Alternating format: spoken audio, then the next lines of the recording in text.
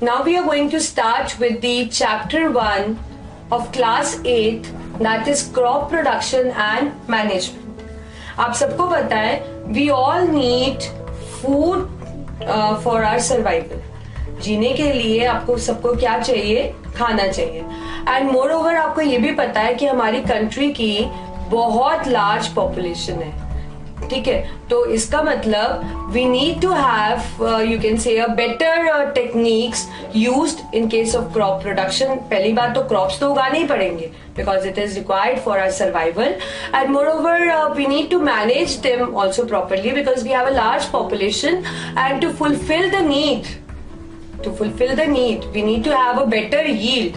आपको ज्यादा सारे क्रॉप्स चाहिए, है ना. सो we need to follow a certain kind of agriculture practices ताकि आपको आपकी जो क्रॉप प्रोडक्शन है अच्छी हो सके और आप उसको बहुत ही अच्छे से मैनेज भी कर सको. So we are going to study this chapter where we are going to learn about that what are crops, how they are produced and how they can be managed in a proper way in order to fulfill the need of the large population. As you can see in the figure, these are the crops, right? And there in this figure you can see that the farmer is just plowing the field by making use of animals. So obviously the animals also plays an important role. So we are going to cover animal husbandry also in this chapter because the animals are directly or indirectly involved in this crop production process. So let us start this chapter. Topics to be covered are basic terminology, crops, types of crops, agriculture practices. So let us start with crops now. That what actually are crops? देखिए, the plants which are grown by men in large number, मतलब वो plants जो बहुत सारे उगाए जाते हैं इकट्ठे. किस लिए? ताकि आपको उनसे कुछ यूजफुल प्रोडक्ट्स मिल पाए और आप अपनी न्यूट्रिशनल नीड्स को भी उनसे पूरा कर पाए. ठीक है, तो उन्हीं को हम बोलते हैं crops. So what are crops? Plant which are grown by men in large number, बहुत ज्यादा नंबर. मतलब उसके लिए बहुत बड़ी स्पेस चाहिए होती है आपको क्रॉप्स उगाने के लिए और उससे आपको मिलता क्या है? Useful products and you can meet the nutritional needs. अब देखिए, जैसे कि आप घर के अंदर एक आपके घर में बहुत सारे पॉट होते हैं जिसके अंदर आप प्लांट्स उगाते हो, है ना.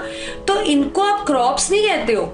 इनको क्रॉप्स नहीं कहते हैं क्योंकि क्रॉप्स वो प्लांट्स होते हैं जिनको आप बहुत ज्यादा नंबर में उगाते हो. घर में क्या होता है, आप कोई प्लांट लगाते हो, जैसे आपने मनी प्लांट लगाया तो आप मनी प्लांट 1, 2 या 3 गमलों में लगाते हो. कोई बहुत सारे मनी प्लांट्स तो आप नहीं लगाते हो ना.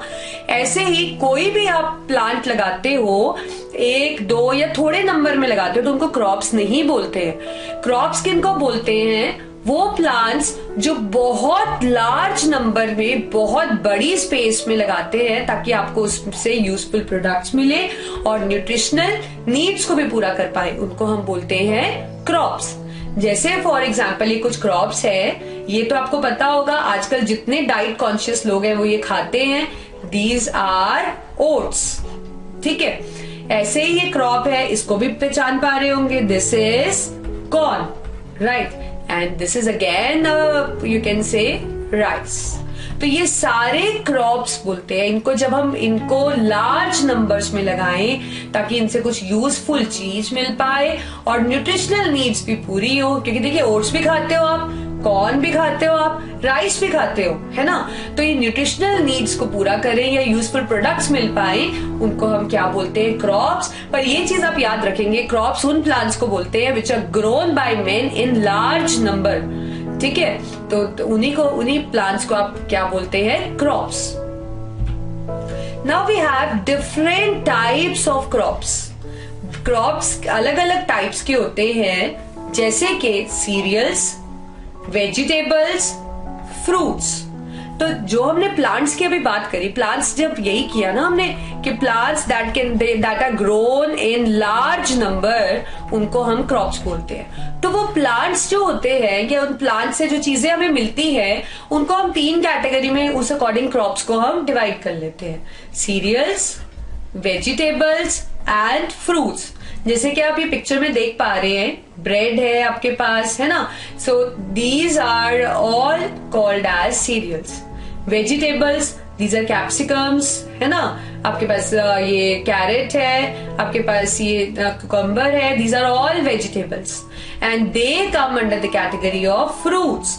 आप देख पा रहे हैं, वी हैव एप्पल, केला है इसके अंदर, you have cherries also, you have orange also, these all are fruits. So 3 different types of crops are there. One cereal, second vegetable, or it can be fruits also. So let us study them in detail now. तो पहले हम serials की बात करते हैं कि serials आप कौन से क्रॉप्स को कहते हैं। Any grass cultivated for edible components of its grain is called as cereals. कोई भी ग्रास की तरह से दिखने वाला, ग्रास आप पे जानते हैं ना, इस तरीके की ग्रास होती है ना, तो ग्रास की तरह से दिखने वाले को जब आप कल्टीवेट करते हो ताकि उससे आपको आप एडिबल कंपोनेंट का मतलब है जिसको आप खा सकते हो। एडिबल चीज वो होती है जिसको आप खा सकते हो, ठीक है। तो any grass cultivated for the edible components of its grain, जो उससे खाने वाली कंपोनेंट आपको मिल रहे हैं उसके लिए आप उसको उगाते हो, so they fall under the category of cereals. Like you have this thing, you have wheat, you have corns, you have oats, they are all cereal crops. So we have oats, corn, rice, they all are cereals. That means they are the rice, they are the grass that are grown to get edible components of its grain is called as cereals. So these all are cereals. More example we have wheat, barley. तो आपको पता है कि इसके तो हम आटा बनता है आपके पास, है ना। So they are all the you can say the grass which is cultivated for its edible components of its grain. So they all fall under the category of cereals. Next we have is in vegetables. Vegetables तो आपको पता ही है क्योंकि vegetables आप daily routine में use करते हैं, market जाते हैं, बाय करते हैं, you know much about many vegetables. तो वेजिटेबल्स होती क्या है? It is the any part of plant का ही पार्ट होती है that is consumed by humans as food. Plant के साथ जुड़ी होती हैं, प्लांट का पार्ट होती है और उनको हम क्या करते हैं, खाते हैं, मेनली ह्यूमंस खाते हैं उनको, और ये हमारी कुछ न्यूट्रिशनल डेफिशिएंसीज को भी कवर करती है और हमें काफी सारे डाइट के अंदर मिनरल्स देती है, जैसे आयरन देती है, हमें मैग्नीशियम देती है, जो भी चीजें हमें हमारी बॉडी के अंदर चाहिए, मिनरल्स चाहिए, हमें विटामिन चाहिए, वो हमें ये वेजिटेबल्स देती है।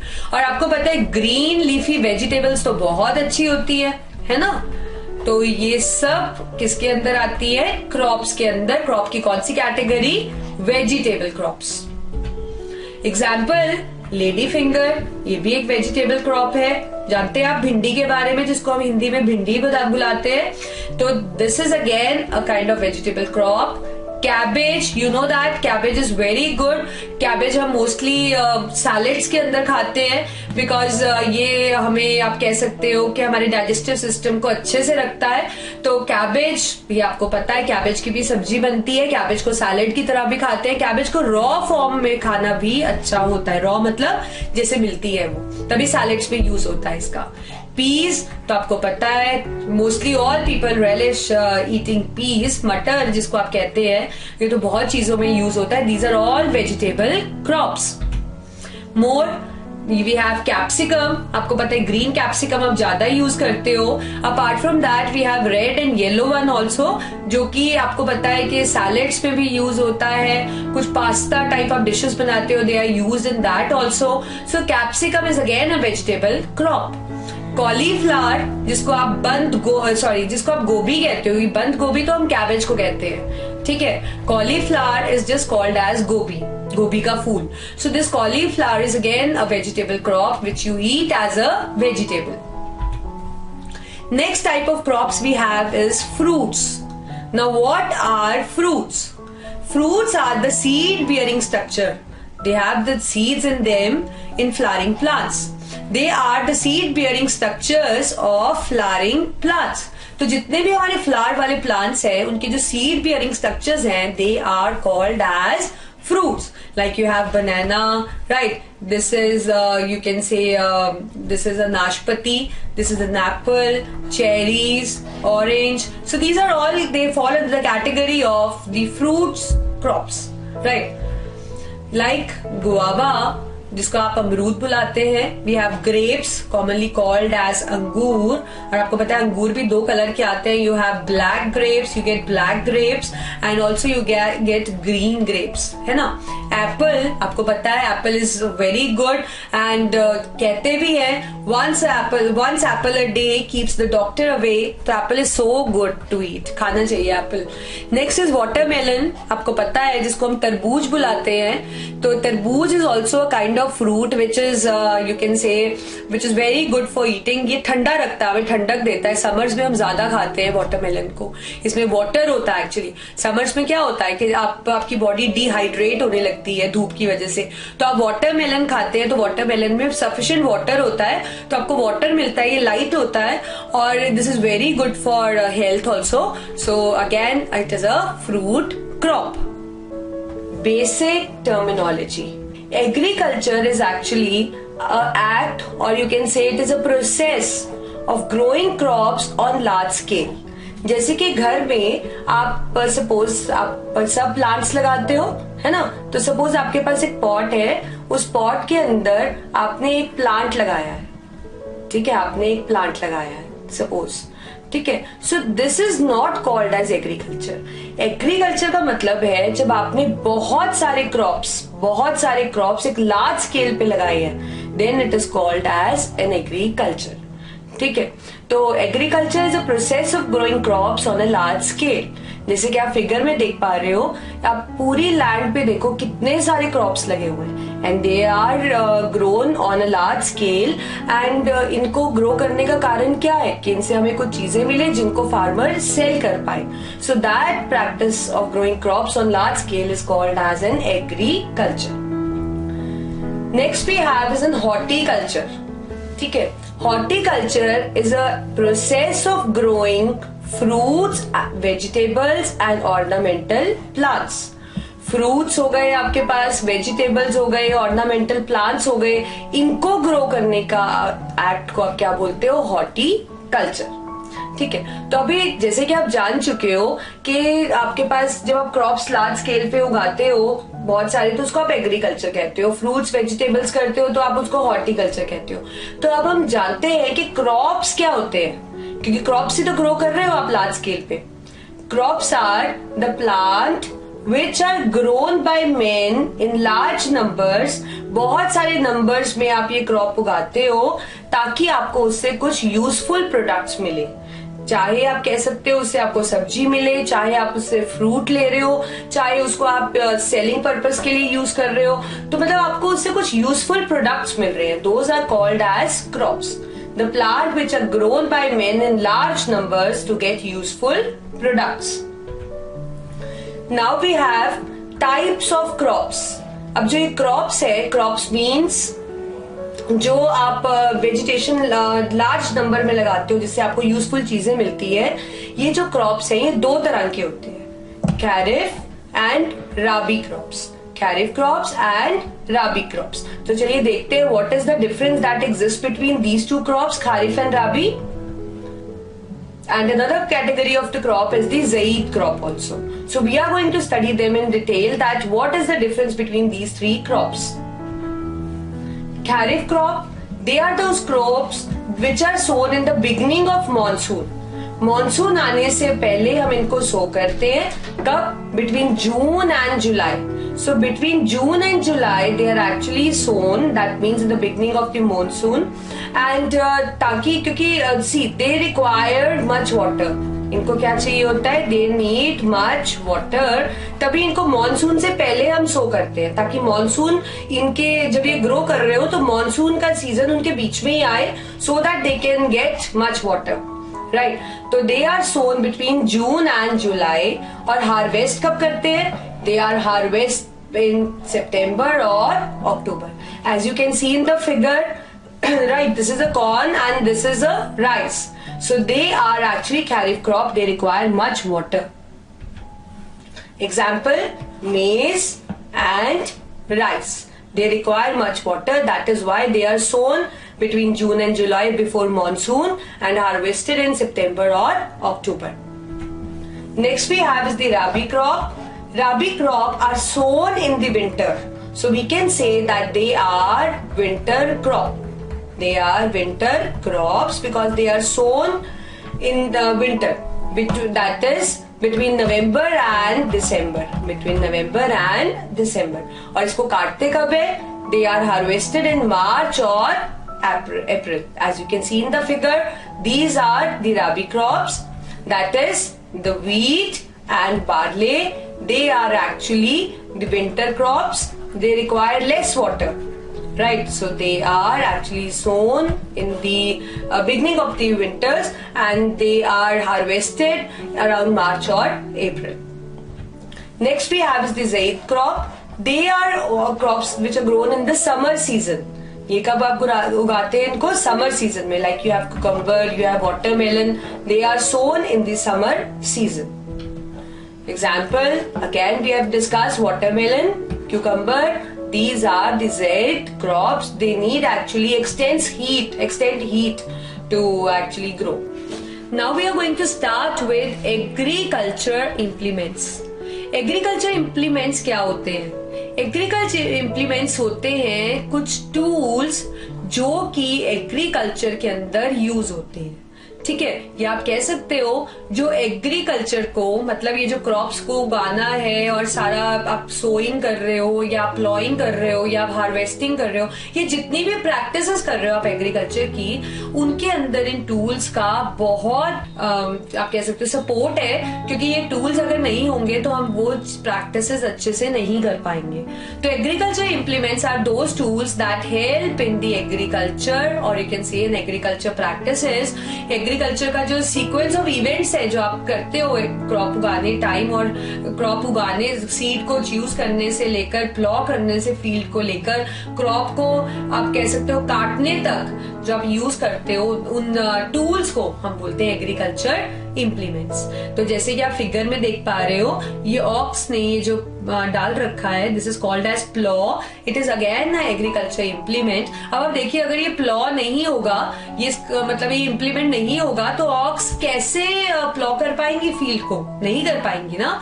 सो that is why we need certain tools, modern tools also you can say efficient tools which can help in agriculture और हम एग्रीकल्चर प्रैक्टिसेस बहुत अच्छे से कर पाए.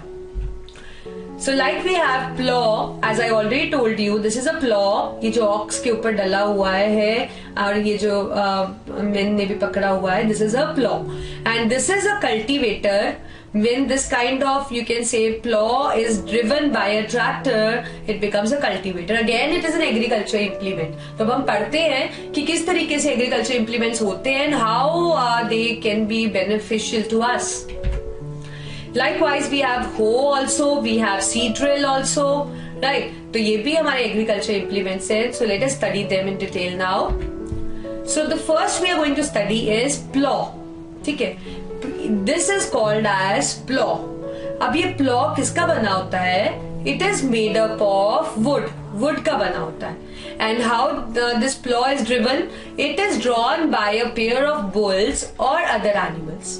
कोई और एनिमल्स या बुल्स इसको आप कह सकते हैं चला सकती है इस प्लॉ को ताकि फील्ड को प्लॉ कर सके. ठीक है, प्लॉ बेसिकली होता क्या है? प्लॉइंग होती क्या है? Plough is meant for ploughing. ठीक है, और प्लॉइंग होती क्या है? Ploughing is loosening and turning of soil. Loosening and turning of soil, ऊपर और नीचे वाली सॉइल को मिक्स करना और सॉइल को लूज करना, जिसके काफी बेनिफिट्स रहते हैं जो भी हम आगे डिस्कस करेंगे. That is done by this implement that is called as plough. तो प्लॉ हम किस लिए यूज करते हैं? It is use for tilling, for adding fertilisers, removing weeds. अभी आप इनका यूज ऐसे ही लर्न कीजिए, क्योंकि अभी आगे जब हम एग्रीकल्चर प्रैक्टिसेस डिटेल में करेंगे, you will come to know that what is tilling actually, what is why or you can say how they are needed in adding fertilizers, and what are weeds and why they have to be removed, and how this plow actually help in removing weeds. ठीक है, तो अभी हम यहाँ पे सिर्फ इसकी plough की हम पढ़ेंगे कि what is it basically, and क्या उसकी आप कह सकते हो क्या क्या चीजें प्रेजेंट है उसके अंदर। So plow, what does it has? It contains a strong iron strip called as plowshare. See, this is a plow basically. आपको figure clear दिख रहा होगा. So it contains a strong iron strip. This thing. This is called as plowshare. And a long log of wood. As you can see that it is a plow shaft. It is called as plow shaft. There is a handle on the one end. This is called as handle. This is the handle on the one hand, and on the other hand it is attached to a beam. This is a beam kind of thing, which is you can say placed on the bull's neck. As you can see that this is placed on the bull's neck. ठीक है, और इस करके it can be operated by easily a pair of bulls, and a man can operate it. Man is just holding a handle, and this is just going to plow the field. This strong iron strip called as plowshare, and this a long you can say log of wood, that is plow shaft, is placed, you can say that it is a beam which is placed on the bull's neck. So I think it's clear that what is it having, what does it have actually. It has a strong iron strip. I'm going to write here, that is a strong iron strip called as plowshare, with a long log of wood called plow shaft, right? This is a plow shaft, this thing, this is a plow shaft.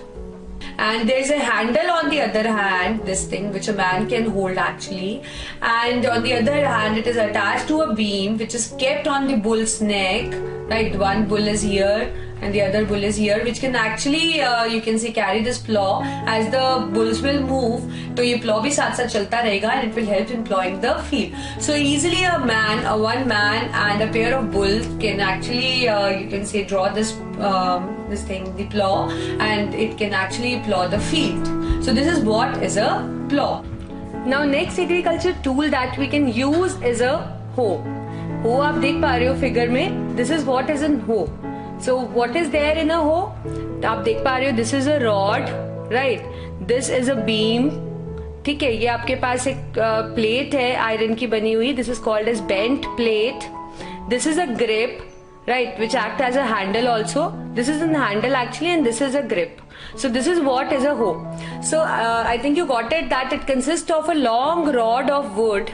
This is a wooden rod which is having a strong broad plate of iron, which is called as bent plate, right, at its one end. And actually it works like a blade. And how it is pulled? It is pulled by the animals. As you can see that this is a beam, so it is pulled by the animals. So this is an implement which is actually used in an agriculture. And you know that for what purpose we actually use the hoe.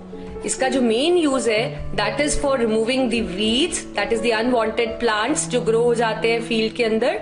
And it is also use for loosening the soil, क्योंकि आपको पता है soil को loose करना तो बहुत जरूरी है, क्योंकि सॉइल अगर लूज होगी तभी तो रूट्स ज्यादा पेनिट्रेट भी कर पाएंगी और वो सांस भी ले पाएंगी. सो this is what is a agriculture tool use, that is an hoe.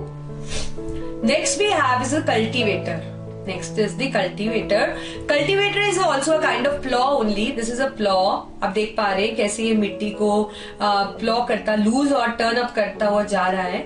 But when this plow is driven by a tractor, that means when it is attached to a tractor, instead of bulls, it is driven by a tractor, then it is called as cultivator. Cultivators are very you can say efficient one because it saves time and labor. देखिए tractor तो काफी speed से चल सकता है और बहुत सारी आप कह सकते हो लैंड को प्लॉ कर सकता है एक टाइम पे. जो बुल्स है दे वॉक स्लोली और वो प्लॉ तो कर सकती है, पर it is time consuming process. So this is a cultivator, that means a plow attached to a tractor, that means the plow is driven by a tractor, and actually it saves time and labor also, and this can actually plow the field in a short span of time. The next implement, agriculture implement we have is the seed drill. देखिए ये एक ऐसा implement है which is used for sowing seeds. मतलब जब seeds को आप soil के अंदर सो करना चाहते हो तो इसका हम यूज करते हैं इस इम्प्लीमेंट का, that is the seed drill. अब देखते हैं कि ये बनी किस चीज से होती है. In this there is an iron tube with funnel at top. ठीक है, तो इसमें क्या होता है, इस तरीके से ये आपके पास आयरन ट्यूब होती है and these are the funnels. तो इसमें क्या होता है, seeds are put in the funnel. जो ये सीड्स है, see this is the iron tube as you can see, and this is the funnel at top. This is the funnel and these are the iron tubes. तो क्या रहता है, ये जो seeds है इस फनल के अंदर ये सीड्स हैं. ठीक है, तो जैसे जैसे ये चलता है तो they actually make furrows in the soil. ये सॉइल के अंदर खड्डे बनाते जाते हैं और उसी टाइम इस फनल में से सीड इस ट्यूब में से होता हुआ सॉइल के अंदर प्रॉपर डिस्टेंस और प्रॉपर डेप्थ पे सो होता जाता है. तो इस तरीके से इट सेव्स टाइम ऑल्सो, और सीड्स जो है प्रॉपरली सो हो जाते हैं at right depth and you can say a proper distance, जो कि अभी हम आगे पढ़ेंगे कि सीड के सोइंग में बहुत इंपॉर्टेंट है कि सीड्स राइट डेप्थ और राइट डिस्टेंस पे एक दूसरे से होने चाहिए, मतलब प्रॉपरली सो होने चाहिए. तो seed drill is an implement which can be an efficient method for sowing. So I think you got it that कैसा होता है ये implement. It has a funnel at top with seeds with iron tube. They keep on making the furrows, and from the funnel seeds move from to the iron tube, and from tube to the soil where it is sown at the proper depth and proper distance. So these are the implements which we have studied, that is the seed drill आपने पढ़ लिया, hoe पढ़ लिया, आपने plow पढ़ लिया, cultivator पढ़ लिया. So these are the few implements which actually make the practice of agriculture in a better way. आप एक efficient मेथड से, आप मॉडर्न टेक्निक से, इन टूल से आप कह सकते हो कि एग्रीकल्चर को प्रैक्टिस अच्छे से कर सकते हो, और ताकि आपके क्रॉप्स जो है वो अच्छे से ग्रो भी हो सके और उनकी यील्ड भी अच्छी हो. So these are the agriculture implements. Right now starting with the agriculture practices, कि एग्रीकल्चर में कौन कौन सी प्रैक्टिसेस हैं जो फॉलो होती हैं, क्योंकि हमें कुछ प्रैक्टिसेस तो करनी पड़ती है ना, और ये प्रैक्टिसेस भी किस पे होनी चाहिए, सीक्वेंस पे होनी चाहिए. ठीक है, तो so the practices are preparation of soil, sowing, apply manures and fertilizers, irrigation, weeding, protection of crops, harvesting, threshing and winnowing, followed by storage. So these are the practices. So we are starting with the first practice, that is the preparation of soil. अब preparation of soil में क्या होता है? It involves plowing, leveling and manuring. तो let us see what actually these activities involve. पहला क्या है? Plowing. Plowing का मतलब है loosening and turning of soil. Soil को लूज करना और टर्न करना, मतलब मिक्स करना, and it is done by use of plough. As you can see in the figure here the ox is being used for the ploughing.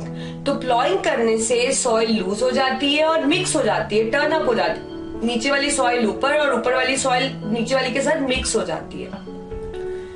तो ploughing का क्या फायदा है? इससे रूट्स और डीप जा सकती है, क्योंकि सॉइल लूज हो जाती है, so it makes root penetrate deeper. अब क्योंकि सॉइल लूज हो जाती है तो इसमें से एयर एक्सचेंज भी आसानी से हो सकता है, तो it aerate roots get proper this thing gases for respiration. Weeds को रिमूव करते हैं. जब आप इसको प्लॉ से मिक्स करते हैं तो जो वीड्स, अनवांटेड प्लांट्स, वीड्स क्या होते हैं? अनवांटेड प्लांट्स जो लैंड पे अपने आप ही ग्रो हो जाते हैं. ठीक है, तो ये वीक प्लांट्स होते हैं, ये अनवांटेड प्लांट्स रिमूव हो जाते हैं. So that means weeds are removed. Soil अब टर्न हो जाती है, मिक्स हो जाती है नीचे वाली ऊपर वाले के साथ, एंड कुछ अगर हार्मफुल ऑर्गेनिज्म है तो they get destroyed. So this is all about the advantages of ploughing. तो प्लॉइंग के बाद हम करते हैं लेवलिंग. प्लॉ करने के बाद कुछ सॉइल के अंदर मोटे मोटे सॉइल के आप कह सकते हैं लम्प्स रह जाते हैं. सो लेवलिंग के अंदर क्या होता है, it helps in breaking the big lumps of soil. मोटे मोटे सॉइल के जो गोले से बन जाते हैं उनको तोड़ने को हम बोलते हैं levelling. It is done by a leveller, right. तो इससे क्या होता है कि सॉइल इरोजन होने से बच जाती है. इरिगेशन, पानी मतलब अच्छे से दे पाते हैं. उसके बाद हमारे पास होती है मेन्योरिंग. मेन्योरिंग का मतलब सॉइल के अंदर खाद मिलाना. मेन्योर आप किसको बोलते हो, खाद को, ताकि सॉइल की फर्टिलिटी मेंटेन रहे. फर्टिलिटी का मतलब कि सॉइल के अंदर न्यूट्रिएंट्स रहे और सॉइल प्लांट्स, जो सॉइल के अंदर आपने जो प्लांट्स ग्रो करे हैं, है ना, जो आपने सीड्स डाले, आप कह सकते हो सीड्स डाले हैं, वो प्लांट बना पाए. तो वो तभी बना पाएंगे जब सॉइल के अंदर न्यूट्रिएंट्स होंगे. तो मैन्योर ऐड करने का मतलब है सॉइल को एनरिच करना, ताकि उसके अंदर न्यूट्रिएंट्स उसमें आना, ताकि वो सीड्स को दे पाए और सीड्स जर्मिनेट होकर प्लांट बना पाए. Next we have is sowing. दूसरी प्रैक्टिस है हमारे पास सोइंग. सोइंग का मतलब है process of putting seeds in soil. Soil के अंदर सीड्स डालने को आप क्या बोलते हो, सोइंग. अब ऐसा नहीं कि आप कोई भी सीड्स ले लो और उसको डाल दो. सीड्स भी अच्छे होने चाहिए. तो हमारे पास कुछ क्राइटेरिया है जिसके बेसिस पे हम सीड्स को सिलेक्ट करते हैं. पहला, HYV is used. What is HYV? It is high yielding variety. ऐसी वैरायटी सीड्स की यूज करनी चाहिए जिसकी यील्ड अच्छी हो. यील्ड मतलब फेलियर नहीं हो, सारी की सारी सीड्स जर्मिनेट होकर प्लांट बना पाए. ठीक है. दूसरा, सीड जर्मिनेट होनी चाहिए प्लांट के अंदर. सीड ऐसी होनी चाहिए जिसमें जर्मिनेशन हो पाए, मतलब वो डोरमेंट सीड नहीं होनी चाहिए. डोरमेंट सीड होती है जो कि प्लांट को, सीड जो प्लांट के अंदर कन्वर्ट नहीं हो पाती. तो हमें सीड्स कौन सी चाहिए, जो जर्मिनेट हो पाए. हमें डोरमेंट सीड्स नहीं चाहिए. ठीक है. जैसे कि आप पिक्चर के अंदर देख पा रहे हो, ये सीड्स को इसके अंदर सो कर रहे हैं. तो सीड्स इन्होंने भी जो लिए हैं वो अच्छे सीड्स हैं. कुछ क्राइटेरिया जो आपको हमने अभी डिस्कस किया, HYV और सीड्स प्लांट में जर्मिनेट हो, उनको ध्यान में रखकर ये सीड्स को सो कर रहे हैं. और सीड्स को, ये बहुत इंपॉर्टेंट बात है, they should be sown at right depth. ना तो वो बहुत ऊपर होने चाहिए, क्योंकि अगर वो इतने सुपरफिशियल होंगे तो कोई भी बर्ड्स उनको ले जा सकते हैं. और ना ही वो इतने डीप होने चाहिए कि उनको एयर ही ना मिल पाए और वो जर्मिनेट ना कर पाए. तो they should be at right depth. And most important, the seeds के बीच पे proper distance should be maintained. मतलब ओवर क्राउडिंग नहीं होनी चाहिए, क्योंकि सीड्स अगर ओवर क्राउडेड होंगे तो क्रॉप्स भी आगे ओवर क्राउडेड हो जाएंगे और उनको सही से न्यूट्रिएंट्स या वाटर या जो भी चीज है वो उनको नहीं मिल पाएंगी और उनकी ग्रोथ भी अच्छी नहीं हो पाएगी. So proper distance should be maintained between the seeds. और जो सीड्स आप यूज करते हो, दे should B free from disease. उनको कोई डिजीज नहीं होनी चाहिए. And they should B viable, मतलब उनको अगर जो उनको रिक्वायरमेंट है उसको मिलने पे वो प्लांट, सीड्स प्लांट में कन्वर्ट हो पाए. So these are the few characteristics which we keep in mind when we select the seeds. अब सोइंग के हमारे पास अलग अलग मेथड है. अब सीड्स को सो करना मतलब सॉइल के अंदर सीड्स को डालना, कुछ मेथड्स तो आप एम्प्लॉय करोगे ना. जैसे कि आप फिगर में देख पा रहे हो, ये मेथड है ब्रॉडकास्टिंग. सीड लिए इन्होंने और ऐसे ही फेंक दिए फील्ड के अंदर. ठीक है. तो ऐसे ही हमारे पास बहुत से मेथड्स हैं सोइंग के. पहला मेथड है ब्रॉडकास्टिंग. मतलब seeds are sown manually by directly scattering in soil. मुट्ठी भरी आपने सीड की और ऐसे सीड्स को फैला दिया. That is called as broadcasting method. पर क्या आप सोचते हो कि ये मेथड अच्छा है? No, it is not a good method as it reduce crop yield and moreover जो मेन इसका नुकसान है वो ये है कि सीड्स की अनइक्वल डिस्ट्रीब्यूशन हो रही है. कहीं पे सीड्स बहुत ज्यादा पास पास है, कहीं पे सीड्स बहुत दूर दूर है. तो this unequal distribution actually reduces the crop yield. दूसरा मेथड है हमारे पास सीड ड्रिल। सीड ड्रिल के अंदर क्या होता है, एक आयरन की ट्यूब है, ये जो आप देख पा रहे हो, विद फनल एट टॉप, इसमें फनल लगी हुई, this is the iron tube with funnel, यहाँ पे सीड्स हैं, ठीक है। तो सीड्स इस फनल के अंदर हैं, ठीक है। वो क्या होता है, ये फनल जब खुलती है इनके बीच में गेट्स लगे हुए हैं, इससे सीड यहाँ से आता है और नीचे सॉइल के अंदर, जैसे कि ये ट्रैक्टर के साथ आप देख रहे हो, तो जैसे ट्रैक्टर चलेगा ये भी साथ चलेंगे। तो ये जो आपके पास आयरन की ट्यूब है ये फुरो करती जाएगी सॉइल के अंदर, और at the same time funnel से सीड इसमें पास होता जाएगा और प्रॉपर जगह पे सॉइल के अंदर सो होता जाएगा।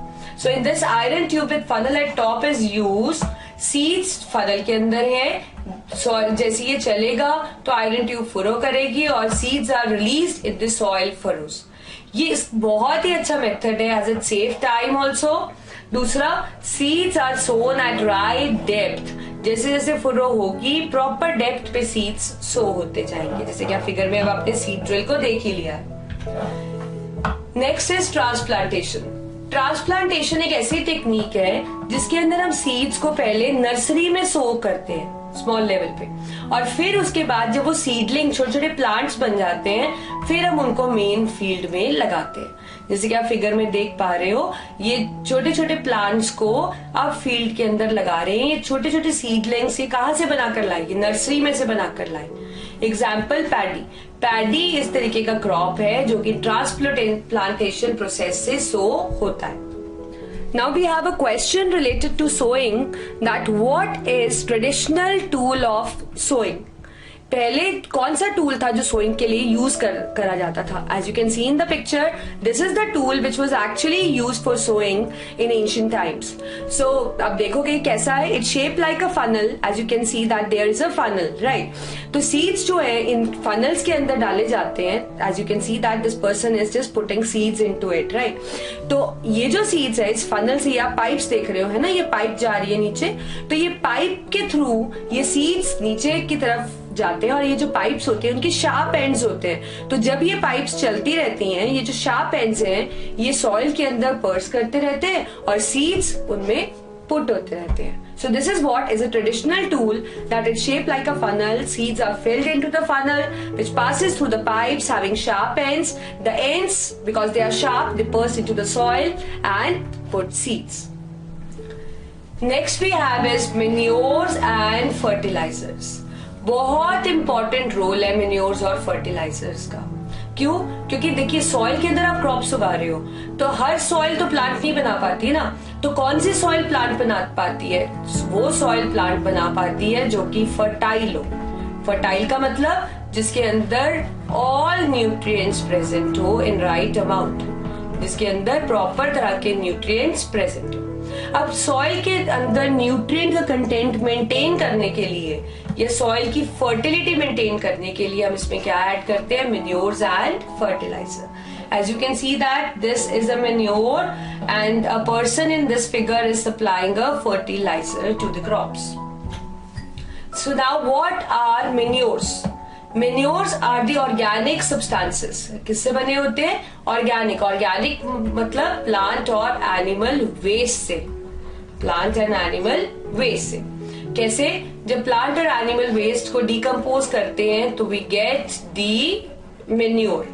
As you can see in the figure, this is actually produced due to decomposition of plant and animal waste. So we have different type of you can say manure depending upon कि कहाँ से वो waste मिल रहा है. So manure can be farmyard manure, manure can be compost also. Farmyard manure का मतलब है जिसके अंदर waste कहाँ से होगा? फार्म का, जैसे कि cattle dung, urine etc. ठीक है, तो फार्म के वेस्ट से आप क्या बना पाते हो? Farm yard manure which mainly consist of cattle dung, urine etcetera. Compost, जब आप प्लांट और एनिमल वेस्ट को डीकम्पोज करते हो, that is called as composting. अब ये जो डीकम्पोज मतलब आप कह सकते हो कॉम्प्लेक्स चीज को सिंपल में तोड़ना. ठीक है, ये आप अर्थवॉर्म की प्रेजेंस में भी कर सकते हो. तो जब अर्थवॉर्म डीकम्पोजिशन करने में हेल्प करते हैं तो कंपोस्ट को हम एक और नाम से बुलाते हैं वर्मी कंपोस्ट. ठीक है, अब ये देखिए ये फार्म का वेस्ट है, इससे जो बनेगा कैटल डंग यूरिन से, this is will be farm yard manure. यहाँ पे आप ये देख रहे हो, this person is decomposing the plant and animal waste, right, and it can also be decompose by earthworm, then it will be called as vermicompost. Otherwise if bacterial decomposition, then it is called as compost. It can be green manure also. Green manure के अंदर क्या होता है? It consists of decomposed leguminous plants. जो green plants है हमारे पास, mainly leguminous plants. Leguminous plants एक स्पेशल कैटेगरी के प्लांट्स हैं जिनके रूट्स के अंदर स्पेशल बैक्टीरिया होता है। क्या होता है? Special bacteria. और ये बैक्टीरिया किसमें हेल्प करता है? नाइट्रोजन फिक्सेशन में। किसमें हेल्प करता है? नाइट्रोजन फिक्सेशन में। So in green manure consists of decomposed plants, mainly leguminous like sunhim, and these leguminous plants have a special bacteria in their roots which is capable of nitrogen fixation. मतलब atmospheric nitrogen को nitrogenous compound में convert करके soil के अंदर डाल देता है। तो सॉइल के अंदर क्या होता है? न्यूट्रिएंट डेफिशिएंसी नहीं होती है। So this is the green manure. तो इस तरीके से हमारे पास अलग अलग मेन्योर है। फार्म यार्ड मेन्योर अभी आपने पढ़ा, फार्म यार्ड मेन्योर, राइट। दूसरा आपने पढ़ा कंपोस्ट, जबकि डिकम्पोजिशन अर्थवॉर्म से हो तो it is called as vermi compost. और एक आपने पढ़ा green manure. So depending upon what kind of waste you are using, we have different kinds of manures. तो मेन्योर डालने की क्या एडवांटेजेस है? It is adding nutrient to the soil, main तो हमें इसीलिए चाहिए। दूसरा, क्योंकि ये ऑर्गेनिक है, मतलब प्लांट और एनिमल वेस्ट से बना है, तो it is going to add humus to the soil. Humus बहुत जरूरी है। जिस सॉइल के अंदर ह्यूमस है, it is actually you can say humus is an organic matter. Humus क्या होता है? Organic matter. तो जिस सॉइल के अंदर ऑर्गेनिक मैटर है, वो अच्छे से प्लांट को अपने अंदर ग्रो कर सकती है। And moreover, when manure is mixed with the soil, it improves the quality of the soil because soil becomes fertile. उसमें nutrients आ जाते हैं। Next we have is the fertilizers. Fertilizers are inorganic compounds. Manure आपके पास organic थे, fertilizer क्या है आपके पास? Inorganic compounds. तो ये जो inorganic compounds है, they are going to supply a specific nutrient. Specific का मतलब, सपोज आपके पास एक लैंड है, आपकी सॉइल है, इस सॉइल के अंदर नाइट्रोजन की कमी हो गई है, नाइट्रोजन की डेफिशिएंसी हो गई है, तो आप मार्केट से जो फर्टिलाइजर लेंगे तो आप नाइट्रोजन डेफिशिएंसी वाला ही लेंगे जो कि नाइट्रोजन सप्लाई कर सके। तो इसका मतलब फर्टिलाइजर आपको मार्केट में स्पेसिफिक न्यूट्रिएंट के भी मिल जाते हैं, एक न्यूट्रिएंट के, दो न्यूट्रिएंट के कॉम्बिनेशन के, ऐसे मिल जाते हैं। So they supply specific nutrient. Example NPK fertiliser बहुत कॉमन फर्टिलाइजर है। ये नाइट्रोजन, फॉस्फोरस, पोटेशियम सप्लाई करता है, which are the primary nutrients. Ammonium sulphate is also a good fertiliser, ammonium phosphate, etcetera. So these are few example of the fertilisers, और इस तरीके के packets भी मिलते हैं आपको। So now what is the difference between manure and fertiliser? Manure organic substance है, plants और एनिमल से बने हैं। फर्टिलाइजर्स इनऑर्गेनिक है, ठीक है, मतलब प्लांट्स और एनिमल्स नहीं, इनमें मिनरल्स है। ये सारे न्यूट्रिएंट सप्लाई करता है। It can supply all nutrients. It supply only specific nutrient. जो न्यूट्रिएंट की कमी है, वही वाला एक अलग न्यूट्रिएंट का भी फर्टिलाइजर आपको मिल जाता है। मेन्योर का एक्शन अच्छा है पर स्लो है, लेकिन फर्टिलाइजर्स का एक्शन काफी फास्ट है। जो आपके पास मेन्योर है, they add humus to the soil, क्योंकि ऑर्गेनिक मैटर ऐड करते हैं, ऑर्गेनिक ही तो है। They do not add humus, क्योंकि ये इनऑर्गेनिक कंपाउंड्स है। जो मेन्योर है, उसको सेम फंक्शन दिखाने के लिए आपको लार्ज नंबर में यूज करना पड़ता है। Fertilizers are required in less number, that means amount required like in case of fertilizer is very less. Manure अपना रिजल्ट तो दिखाते हैं, but it takes much time, लेकिन फर्टिलाइजर अपना रिजल्ट फटाफट से दिखाते हैं। मेन्योर्स को स्टोर और ट्रांसपोर्ट करना बहुत मुश्किल है, बिकॉज दे आर बल्की। ये क्या है? ये बल्की है, but fertilizers are easy to store and transport. Next we have is irrigation. Next practice है हमारी एग्रीकल्चर की, irrigation. Irrigation means supplying water to plants. जैसे कि फील्ड देख रहे हैं, फील्ड में पानी है ना, तो मतलब आपने इसको इरिगेट कर रखा है, तो supplying water to plant is an irrigation. Irrigation is again a very important because पानी तो प्लांट को आपको पता है चाहिए ही चाहिए ग्रोथ के लिए। Next we have is irrigation. Next practice है हमारी एग्रीकल्चर की irrigation. Irrigation means supplying water to plants. जैसे कि फील्ड देख रहे हैं, फील्ड में पानी है ना, तो मतलब आपने इसको इरिगेट कर रखा है, तो supplying water to plant is an irrigation. Irrigation is again a very important because पानी तो प्लांट को आपको पता है चाहिए ही चाहिए ग्रोथ के लिए। तो सोर्सेज ऑफ इरिगेशन क्या है? पानी कहाँ से मिल सकता है? पॉन्ड से, लेक से, ट्यूबवेल से। So these are the sources of irrigation. As you can see, this is a pond, this is a lake, and this is a tubewell. Now as you know that irrigation is very important for the plant growth, है ना? तो जो traditional method of irrigations हैं वो कौन कौन से है? We have moat, we have ढेकली. As you can see in the figure, this is a moat. ठीक है, तो मोट के अंदर किस तरीके से पानी प्लांट्स को देते हैं? मोट के अंदर क्या होता है? ये वेल होता है, ठीक है, the water is just is pulled out from the well and directly it is just supplied to the plants.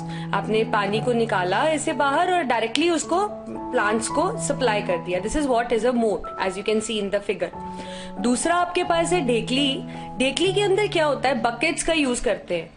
रोप के थ्रू इन बकेट्स को आप पुल करते हो, जैसे खाली बकेट आप डालते हो और फिर भरी पानी से भरकर वेल में से भरी हुई बकेट मैनुअली आप रोप को खींच के निकालते हो and then it is used to water plants. So these method, that is moat and dhekli, is one of the traditional method of the irrigation. We have two more traditional methods of irrigation, that is riyat and chain pump. Rahat is a method जिसके अंदर आप देख पा रहे हो इस तरीके का अरेंजमेंट होता है। As you can see this is a wheel और इस व्हील के साथ बकेट्स बंधी हुई हैं, है ना? और this ox, what does this ox do actually in this process?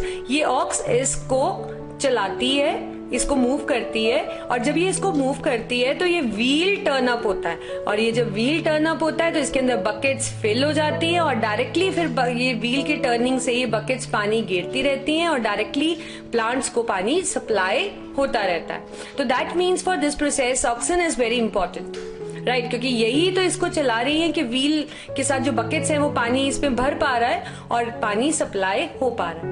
Next we have is a chain pump. So it is also one of the traditional method. इसके अंदर क्या होता है? इसमें दो व्हील्स का यूज होता है। One wheel as you can see is easily visible, दूसरा व्हील नीचे की तरफ है, ठीक है? तो ये जो नीचे वाला व्हील है it is slightly dipped into the water source और ये चेन के साथ कनेक्टेड है।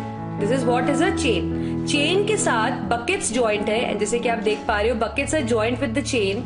तो जैसे ये चेन घूम रही है तो बकेट्स ऐसे पानी के साथ फिल होकर आ रही है और जब वो इस व्हील के पास पहुंच रही हैं तो ये स्लाइड पे पानी को डाल रही है और इस स्लाइड से पानी होता हुआ सारे प्लांट्स को मिल रहा है। So these 4 methods are the traditional method. और आपने देखा कि किस तरीके से इसके अंदर इसमें हम पानी को निकालते हैं और कैसे प्लांट्स को सप्लाई करते हैं, right? So moat, dhekli, rahat and chain pump are the traditional method of irrigation. Now let us focus on the modern method of the irrigation. अब जो मॉडर्न टेक्निक है आपकी इरिगेशन की, उसके अंदर हम 2 सिस्टम्स का यूज करते हैं पानी देने के लिए, sprinkler system and drip irrigation. जैसे कि आप देख पा रहे हो स्प्रिंकलर सिस्टम इस तरीके से पानी वेस्ट नहीं हो रहा, स्प्रिंकल कर रहा है और इवनली डिस्ट्रीब्यूट हो रहा है, ठीक है? ड्रिप इरिगेशन में आपके पास पाइप्स है, पाइप के मोड से आप उनके रूट्स में प्लांट के पानी दे पा रहे हो। So this is a drip irrigation. Now we have sprinkler system, ठीक है? जैसे कि हमने बात किया, we have 2 types of systems in irrigation, one is the sprinkler and other is the drip system. तो पहले हम स्प्रिंकलर सिस्टम के बारे में पढ़ते हैं। What is it? फिगर में आप देख पा रहे हो just looks like a fountain की तरह दिख रहा है ना ये, ठीक है? तो ये होता क्या है? It has a perpendicular pipes. Perpendicular आप समझते हो ना, जैसे ये सरफेस है so this is a perpendicular kind of thing, जो चीज ऐसे सीधी खड़ी है जिनके बीच में 90 डिग्री का एंगल होता है, ठीक है। तो there are the perpendicular pipes, आप देख पा रहे हो, this is perpendicular pipe, this is perpendicular pipe, ऐसे ग्राउंड के ऊपर सीधी खड़ी हुई छोटी छोटी pipes having a rotating nozzle, इनके ऊपर एक नोजल है यहाँ पे विच कैन एक्चुअली रोटेट, ठीक है, on top, and they are joined to the main pipeline at regular intervals. तो नीचे की तरफ एक मेन पाइपलाइन जा रही है जिसके साथ ये जुड़े हुए हैं, ठीक है। तो इसके अंदर पानी है, ये पानी इनके अंदर मूव कर रहा है, यहाँ से नोजल से निकल रहा है, और नोजल रोटेटिंग है तो इसलिए ये पानी प्रेशर से सारी जगह पे फैल रहा है। तो आप कह सकते हो कि पानी स्प्रिंकल हो रहा है, ठीक है। तो if somebody is going to ask you about it, that explains sprinkler system, you are going to say that it is a kind of, or you can say it is a modern technique of irrigation. It is a modern technique used for irrigation, ठीक है। अब इसमें होता क्या है, it has the perpendicular pipes with rotating nozzle, ये बहुत important है, अगर रोटेटिंग नहीं होगा तो पानी एक ही जगह गिरता रहेगा, रोटेटिंग है इसलिए पानी इवनली डिस्ट्रीब्यूट हो रहा है सारी जगह पे on top, and they are join to the main pipeline. वो तो ज्वाइन होना जरूरी है क्योंकि ज्वाइन होगा तभी तो पानी का सप्लाई आएगा उसमें से, तो मेन पाइपलाइन में से इसमें सप्लाई आ रहा है, नोजल घूम रही है, तो रोटेटिंग नोजल से पानी सारी जगह पे फैल रहा है एट रेगुलर इंटरवल, और एक इवन डिस्ट्रीब्यूशन हो रही है पानी की, ठीक है। तो this is what is a sprinkler system. अब क्या रहता है इसमें, जब वाटर मेन पाइप में से प्रेशर के थ्रू आता है with the help of pump, rotating nozzle से निकलता है जैसे कि अभी मैं बता चुकी हूँ आपको, और क्रॉप्स पे स्प्रिंकल होता है just like a rain. So this is a sprinkler system. तो कभी भी आपको क्वेश्चन आता है तो पहले आप इसको बताएंगे कि ये होता क्या है, perpendicular pipes with rotating nozzle attached to the main pipeline, ठीक है। तो जब पानी मेन पाइपलाइन में हम भेजते हैं अंडर प्रेशर, तो पंप के उससे इसमें राइज करता है, नोजल से इवनली नोजल घूम रही है, इवनली स्प्रेड हो रहा है, और क्रॉप्स के ऊपर रेन की तरह गिर रहा है, ठीक है। Second we have is a drip system. अब ड्रिप सिस्टम कुछ इस तरीके से होता है, जैसे कि आप देख पा रहे हो पाइप्स डली हुई है, उसमें मेन पाइप अंडरग्राउंड थी और उसमें परपेंडिकुलर पाइप्स थी स्प्रिंकलर सिस्टम में। ड्रिप के अंदर क्या है, जो पाइप्स हैं ये ऐसे इस तरीके से ग्राउंड में रन कर रही है, ठीक है। तो इसकी खास बात है कि पानी ड्रिप से गिरता है, मतलब ड्रॉप बाय ड्रॉप गिरता है, just at the position of root. इसके अंदर जो उसके अंदर पानी पूरा रेन की तरह फैल रहा था, इसके अंदर जो पानी है वो ड्रॉप वाइज ड्रॉप गिरता है, और कहाँ पे, at the position of roots, क्योंकि रूट्स ही तो वो जगह है जहां से वाटर की एब्जॉर्प्शन होती है। आपको पता है कि रूट्स जो होती हैं, जैसे ये रूट्स है, जैसे प्लांट बना लेते हैं तो ये रूट्स है इसकी, तो रूट्स और रूट हेयर्स जो होते हैं, रूट्स तो आप जानते हैं ना, जो जड़ें होती हैं, उसके अंदर पतली पतली रूट्स को आप रूट हेयर्स बोलते हैं, जो बहुत पतली होती हैं। तो रूट का ही तो काम है वाटर एब्जॉर्प्शन का, रूट से पानी एब्जॉर्ब होकर स्टेम में जाएगा, स्टेम से ब्रांच में जाएगा, लीफ में पहुंचेगा, और लीफ में खाना बनाने के लिए यूज होगा, है ना। तो ये कैसे पहुंचता है, ड्रिप सिस्टम में ड्रॉप बाय ड्रॉप ये डलता है, कहाँ पे, रूट्स पे। तो ये हमारे पास ऐसे ड्रिप सिस्टम होता है जिसपे आप देख रहे हो ऐसे लंबी लंबी पाइप्स है, और इनकी ओपनिंग्स प्लांट के रूट्स के आसपास पास ही है, ताकि पानी ड्रॉप बाय ड्रॉप रूट के ऊपर ही गिरे। ये एक बेस्ट टेक्निक है, क्यों, देखिए इसमें पानी डायरेक्टली उसी जगह पे जा रहा है जहां पे पानी की एब्जॉर्प्शन होनी है, मतलब कहाँ पे, रूट्स पे, और वो भी कोई पानी का बहुत ज्यादा पानी नहीं जा रहा है, ड्रॉप वाइज ड्रॉप जा रहा है, ताकि प्रॉपर तरीके से रूट्स उसको एब्जॉर्ब भी कर पाए। तो एक तरह से ये पानी को सेव कर रहा है। ये सिस्टम बहुत इंपॉर्टेंट है, और ये सिस्टम कहाँ यूज हो सकता है, जहां पे भी वाटर की डेफिशिएंसी है। हमारे पास काफी ऐसी जगहें हैं जैसे राजस्थान वगैरह जहाँ पे पानी इतना नहीं होता, तो वहां पे ये जो सिस्टम्स है जहां भी जगह पे वाटर अवेलेबिलिटी कम है, तो drip system can be a beneficial because it supply water directly to the roots drop by drop, और दूसरा पानी की सेविंग भी हो रही है, पानी कुछ वेस्ट भी नहीं हो रहा। So we can say that it is actually a best technique because it can help in conserving water also, and they are just providing the roots, आप कह सकते हो उतना पानी जितना कि रूट को जरूरत है और जितना कि वो आप कह सकते हो कि ले सकती है, एब्जॉर्ब कर सकती है, और पानी की वेस्टेज बिल्कुल नहीं हो रही है. So this is what is a drip system. Uses पानी के क्या है? Help in translocation of food. Plant के अंदर अगर पानी होगा तभी तो फूड प्लांट के अंदर, जैसे आपको पता है लीव्स में बनता है फूड, तो लीव से पूरे प्लांट के अंदर डिस्ट्रीब्यूट कराने में पानी हेल्प करता है. क्रॉप्स को प्रोटेक्ट करता है फ्रॉस्ट और हॉट क्लाइमेट से, क्योंकि टेम्परेचर मेंटेन कर देता है उसका सही. लेकिन एक्सेस इरिगेशन बहुत बुरी चीज है. क्यों? आप सोचेंगे कि पानी तो चाहिए प्लांट को, तो ज्यादा पानी दो तो अच्छे से क्रॉप उगने चाहिए, लेकिन ऐसा नहीं है. क्योंकि अगर आप ज्यादा इरिगेशन, ज्यादा पानी देंगे, ज्यादा पानी की कंडीशन को आप बोलते हो वाटर लॉगिंग. क्या बोलते हो? Water logging. तो वाटर लॉगिंग भी हार्मफुल होती है. स्टैंडिंग वाटर जैसे कि हो, सारी क्रॉप्स को तो स्टैंडिंग वाटर नहीं चाहिए होता ना, तो वाटर लॉगिंग हार्मफुल होती है because under these conditions seed can't respire and even the roots do not grow well. ना तो रिस्पायर कर पाते अच्छे से और रूट्स भी प्रॉपरली ग्रो नहीं हो पाते. So this is the disadvantage of excess irrigation or the water logging. Next we have is weeds. आप जानते हैं weeds क्या होते हैं? आपने देखा होगा कि कहीं आप जहाँ पे भी रहते हैं उसके आसपास जहाँ पे भी ऐसी खाली जगह होगी वहां पे अपने आप पौधे उगाते हैं. ठीक है, आप जानते हैं पौधे कोई उगाकर तो गया नहीं है, लेकिन ये पौधे अपने आप ग्रो हो गए हैं यहाँ पे. तो these are called as weeds, right? Weeds are unwanted plants that grow along with the main crop. Crop के साथ जो unwanted plants grow हो जाते हैं that are called as weeds. Weeds को remove करना बहुत जरूरी है. ये जैसे कि आप देख पा रहे हैं these are all weeds, अपने आप grow हुए हैं and they are of no use. तो weeds को remove करना बहुत जरूरी है. And the process of removing weeds is called as weeding. Process of removing weeds is called as weeding. So you should know that unwanted plants that grow along with the main crop is called as weeds. और इनके remove करने को आप क्या बोलते हो? Weeding. Example, the common weeds are amaranthus, जैसे कि आप फिगर में देख पा रहे हो, grass, wild oats. These all are common weeds which we see. Right? That means they are the unwanted plants that grow along with the main crop. अब weeds का नुकसान क्या है? देखिए, जब ये मेन क्रॉप के साथ वो प्रेजेंट होंगे फील्ड के अंदर, तो ये मेन क्रॉप के न्यूट्रिएंट, स्पेस, सनलाइट, पानी सब कुछ शेयर करने वाले हैं, है ना. They are going to share everything of the main crop. तो किसी ना किसी तरीके से आप कह सकते हो कि जो हमारी मेन क्रॉप है वो सफर करती है. So how the weeding is done, how the weeds are moved. It can be manual weeding.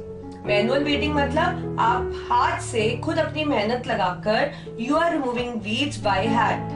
Hand से आप उसको remove कर रहे हैं. But it takes time. बहुत time लगता है इसके अंदर. It takes much time. Right? Means time consuming process है ये आपके पास. Second is you can use the chemicals that is the weedicides. Weedicides are the chemicals that are used to kill weeds. Weedicides are the chemicals, right, that are used to kill weeds. तो इनका use कर सकते हैं. For example, 2,4-D. As you can see, this is the 2,4-D weed killer. And आप देख रहे हैं इसको ऐसे स्प्रे कर देखिए, आपने जो ये स्प्रे कर रहे हैं फार्मर, इन्होंने मुंह भी अपना ढका हुआ है क्योंकि ये केमिकल्स हैं, हार्म कर सकते हैं. And he is just spraying. And ये मैनुअल वीडिंग से तो बहुत फास्ट मेथड है वीड्स को रिमूव करने का, है ना. तो स्प्रे करके आप इसको रिमूव कर सकते हैं by use of weedicides like 2,4-D. Next we have is the protection of crops. ठीक है, आप क्रॉप आपकी उगने लगी है तो आपको उसकी प्रोटेक्शन का भी बहुत ध्यान रखना पड़ेगा. तो क्रॉप्स को आप किससे प्रोटेक्ट करते हो? We protect them from pest. What are pest? Pest वो ऑर्गेनिज्म है that can damage the crops. As you can see in the figure, these small organism, these are the pests because they are actually harming the crop. आप देख पा रहे हो छेद कर दिया है कहीं क्रॉप में, है ना, तो इस कलर को खराब कर दिया है. So they are just harming the crop. So pest are the organism that damage crops. They can be insects, bacteria etcetera. तो किस तरीके से पेस्ट खराब करते हैं क्रॉप को? क्वालिटी को लो करते हैं, क्योंकि ऐसी क्रॉप तो बिकती नहीं है ना. दे रिड्यूस यील्ड, इसकी यील्ड को कम कर देते हैं, क्योंकि आधी से ज्यादा क्रॉप तो खराब हो जाती है. दे बोर इनसाइड क्रॉप्स, क्रॉप्स के अंदर ये छेद कर देते हैं और अंदर घुस भी जाते हैं. तो obviously we need to remove them and they are killed by use of pesticides. So pesticides are the chemicals that kill pests. जो कि definitely हमें बहुत required है. Example, as you can see in the figure, this is DDT, this is malathion, VHC. They can be used to kill weeds. Now we have is the harvesting. Harvesting का मतलब है process of cutting and gathering mature crops. जो crops पूरे बन चुके हैं उनको cut करना और उनको इकट्ठे करने को आप क्या बोलते हो? Harvesting. And it is done by means of sickle. As you can see in the figure, this is the sickle and the person is just cutting and gathering the crops. So this is the harvesting and it is always done when the crops get matured. Next we have is threshing. Threshing means process of separating grain from hay. मतलब दाने को अलग करना, आप इसको क्या बोलते हो? hay से, is called as threshing. As you can see in the figure, these are all trying to just separate the grain from the hay. Next we have is winnowing. Winnowing is process of separating chaff from the grains. Grain का जो छिलका है उसको अलग करना और grain को अलग निकालने को आप क्या बोलते हो? Winnowing. As you can see in the figure, this lady is just जो ये जो ग्रेन्स है जिनके साथ शैफ है, इसको ऊपर की तरफ से हिला रही है. शैफ हल्का होता है तो वो नीचे गिर रहा है और जो ऊपर रह रहे हैं that is the grains. So this is done by the help of winnowing. Wind का यूज हो रहा है यहाँ पे, क्योंकि chaff is lighter so it falls down and we are left with the grain inside this. Next we have is the storage. See, storage plays very important role. अभी तक आपने सब कुछ अगर ठीक भी करते आए हो, अगर आपकी स्टोरेज परफेक्ट नहीं है, so obviously your grain खराब हो सकती है. So how the storage is done? So different methods है हमारे पास स्टोरेज के. पहला is the drying. Drying का मतलब है कि आपने उसको सुखा दिया सनलाइट में. उससे क्या होगा? It will dry the moisture. और क्योंकि आपको पता है जहां पे भी मॉइस्चर रहता है वहां माइक्रो ऑर्गेनिज्म की ग्रोथ होती है. तो माइक्रो ऑर्गेनिज्म ही तो डिजीज स्प्रेड करते हैं, है ना. Micro organism is they cause many diseases. तो इनको सुखा देते हैं ताकि इनका मॉइस्चर खत्म हो जाए, और मॉइस्चर नहीं होगा तो माइक्रो ऑर्गेनिज्म भी नहीं ग्रो होंगे और डिजीज भी नहीं होगी, और परफेक्टली ये जो ग्रेन है हमारी स्टोर भी रहेगी. और कौन सी मेथड्स है? We can do it by maintaining storage containers, gunny bags, earthen pots. जो भी आप यूज कर रहे हैं ग्रेन्स को स्टोर करने के लिए, they should be new. Like if I'm talking about the gunny bag, same gunny bag को बार बार यूज नहीं करिए, ठीक है. And they should be without cracks if you are using earthen pots. और गनी बैग में भरने के बाद they should be properly sealed also, ताकि इनको कुछ इन्फेक्शन ना हो पाए. केमिकल ट्रीटमेंट, जिस गोडाउन के अंदर आप स्टोर करने वाले हैं, it should be spread with the fumigates, ताकि यहाँ पे कुछ इन्फेक्शन कॉजिंग एजेंट्स नहीं रहे. There should be no seepage. कोई सीलन वगैरह या आप कह सकते हो पानी की सीपेज नहीं होनी चाहिए, क्योंकि अगर पानी की सीपेज होगी तो यहाँ मॉइस्चर रहेगा, और आपको जैसे कि मैंने बताया जो मॉइस्चर होता है, मॉइस्चर करके माइक्रो ऑर्गेनिज्म की ग्रोथ होती है और माइक्रो ऑर्गेनिज्म डिजीज स्प्रेड कर सकते हैं, तो स्टोरेज खराब हो सकती है. So there should be no seepage. तो इसी तभी क्रॉप्स प्रॉपरली स्टोर हो पाएंगे. Use of improved storage structures that are airtight. Rat proof और प्रॉपर टेम्परेचर मेंटेन कर सके वो स्ट्रक्चर्स हमें यूज करने चाहिए. Like we have the silos, as you can see in the figure, these structures are airtight, rat proof, and they can maintain the steady temperature also. So that means the grains are better stored in these kind of structures.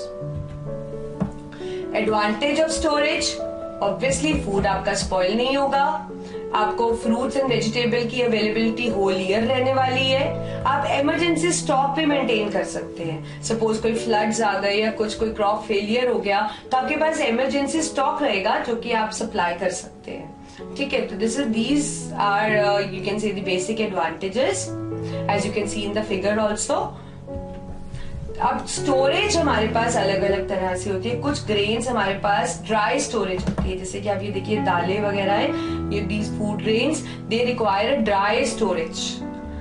And there are certain you can say food items like fruits which need a cold storage, मतलब उनको low temperature पे store करना पड़ता है. Storage चाहे dry हो चाहे cold हो, we are just preventing them from microorganisms so that they do not become infected, और आप कह सकते हो कि ये डिजीज फ्री रहे, so that they can remain disease free. Now there is a important question, how fertility of soil can be maintained by natural method. How fertility of soil can be maintained by natural method. So it can be maintained by crop rotation, it can be maintained by multiple cropping. So we are going to study that what are actually these two natural methods which can actually you can say maintain the soil fertility. मतलब soil के अंदर nutritional deficiency होने से ये रोक सकते हैं ये natural method. So what are these? First we have is crop rotation. Crop rotation का मतलब है method of growing crops alternately on same land is called as crop rotation. जैसे कि फॉर एग्जांपल आपके पास एक लैंड है, ठीक है, अगर मैंने आपसे कहा कि यहाँ पे पहले मैंने सपोज आपको मैंने यहाँ पे कॉलीफ्लावर ग्रो किया, ठीक है, तो रोटेशन का मतलब है जब कॉलीफ्लावर में हार्वेस्ट कर लूंगी कॉलीफ्लावर वाली क्रॉप, तो मैं यहाँ पे कुछ ऐसा ग्रो करूं जो कॉलीफ्लावर नहीं हो, कॉलीफ्लावर से अलग आप कह सकते हो क्रॉप, ठीक है. और ये क्रॉप आप सिलेक्ट कैसे करते हो? क्रॉप सिलेक्ट करने का तरीका ये है कि इन दोनों की जो न्यूट्रिशनल डिमांड है, दोनों की जो न्यूट्रिशनल डिमांड है वो डिफरेंट होनी चाहिए.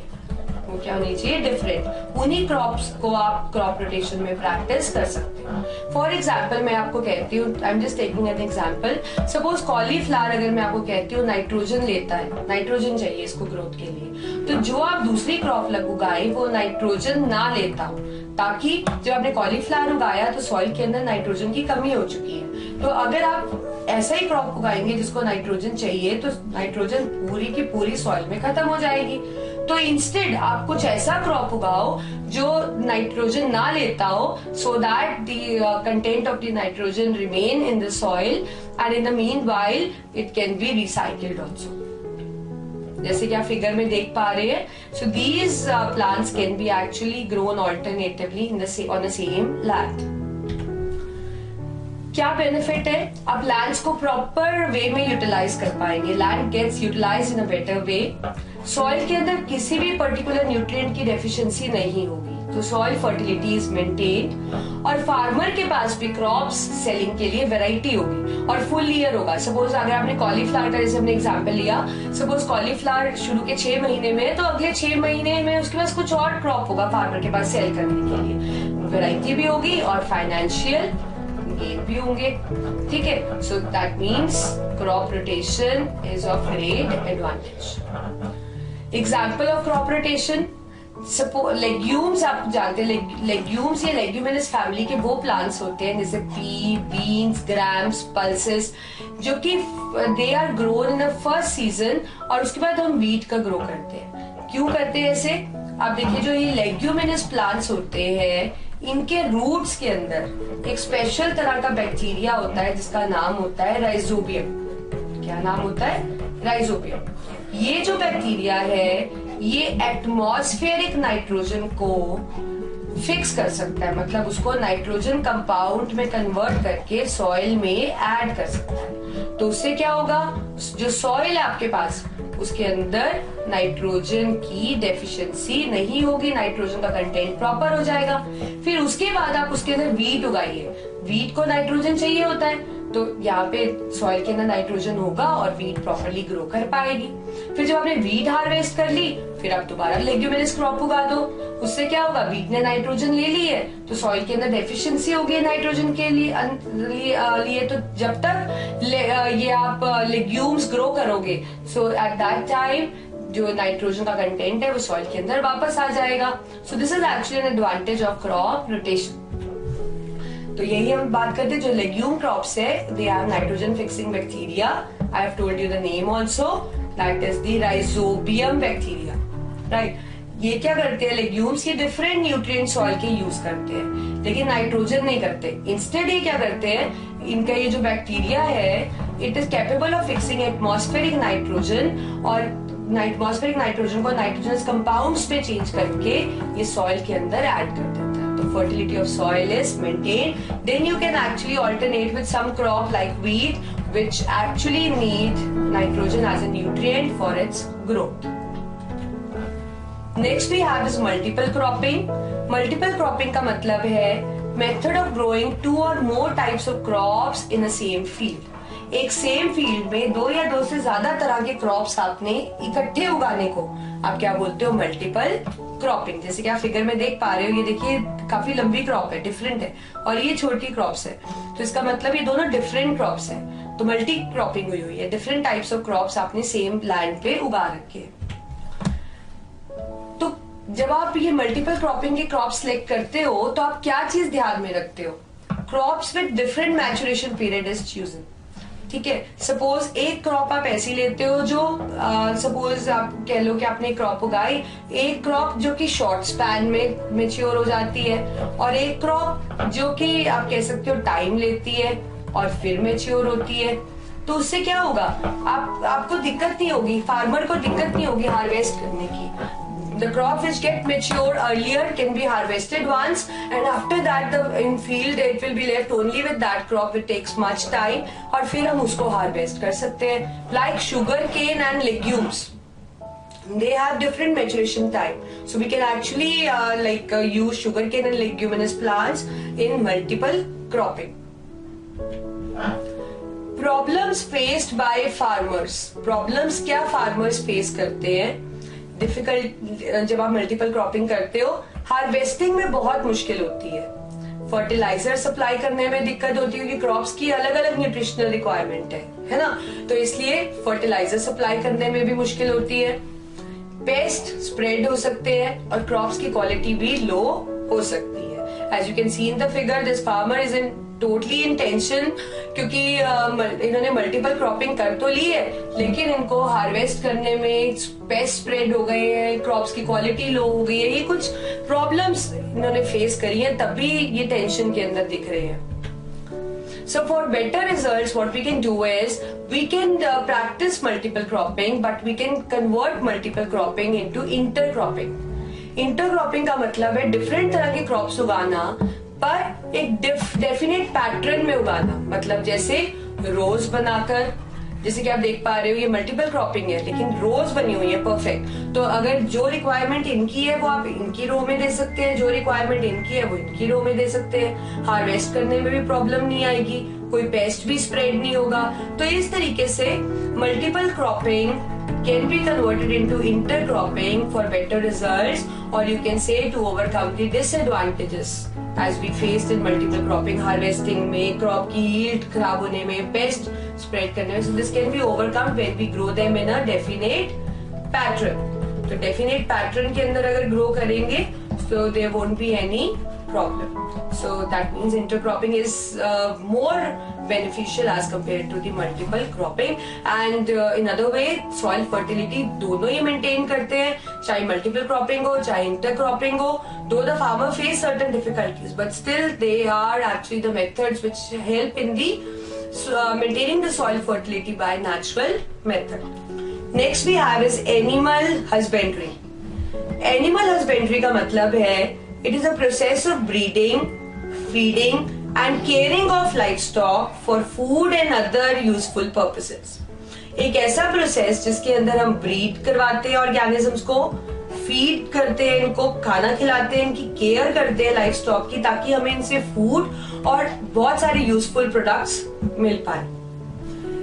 We have different categories of animals. We have milch animals. Milch animals are those which give milk, like cow, buffalo, goat. आप जानते हैं, they are milch animals. They give milk actually. There are meat and egg giving animals also, like pig.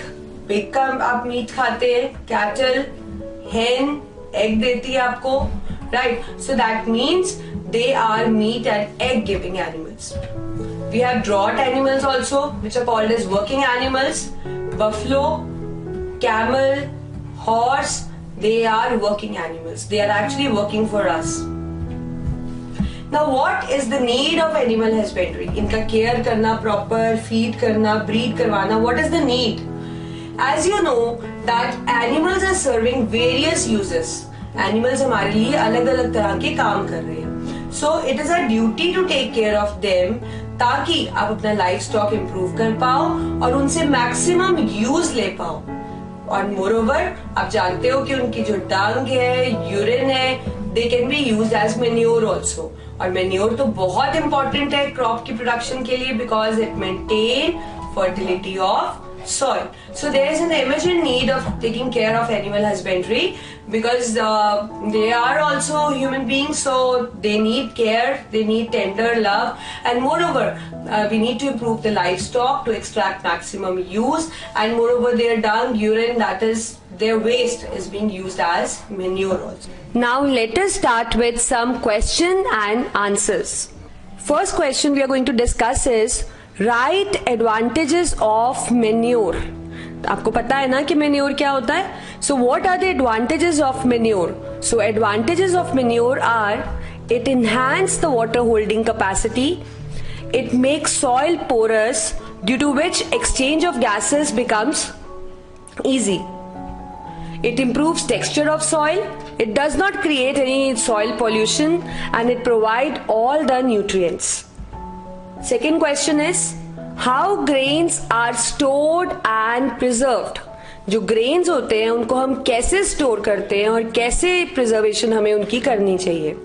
So farmers store the grains in the jute bags. However, large scale storage of grains is done in a silos, and granaries are there to protect them from pests like rat and insects. So this is how the grains are stored. Farmers store them in jute bags for large scale storage. The storage is done in silos, and granaries are there to protect them from pests. Dried neem leaves are used in storing food grains at home. So this is the thing you can do at home, that dried neem leaves are used in storing food grains. For storing large quantities, we need big godowns, and specific chemical treatments are required to protect them from pests and microorganisms. Question 3. What is hoe and what is its use? Hoe is a simple tool which is used for removing weeds, and it is used for loosening the soil.